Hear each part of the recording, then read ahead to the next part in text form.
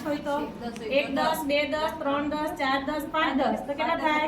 50 એટલે અહીં આપણે લખવાના 50 તો એમાં તમે આમાંથી 10 10 ના 5 મૂકવાના અને એકમમાં 3 છે તો આ એકડાવાળી સંખ્યા છે તે 1 1 ના 3 મૂકવાના ચાલો લખો 50 ને 3 53 એટલે એક એકમ દશકમાં શીખી શકો સંખ્યા પણ આપણે એક મિનિટ ચાલ આ બીજો કાર્ડ મૂક્યો મેં જોજો હા આ કેટલા છે આ કેટલા 3 અને આમાં કેટલા 3 એટલે બંને બાજુ 3 3 આવ્યા આ કાર્ડ ઉપર મૂક્યો ના નીચે હવે આ બે સંખ્યાનો સરવાળો કરવાનો લખ્યા તમે બંને બાજુ 3 3 એટલે આ 3 અને આ 3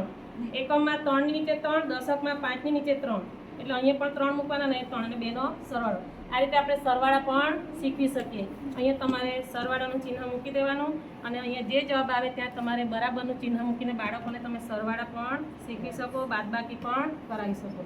એકમ દશક પણ શીખવી શકો આ એક ડોમિનો કાંડ બરાબર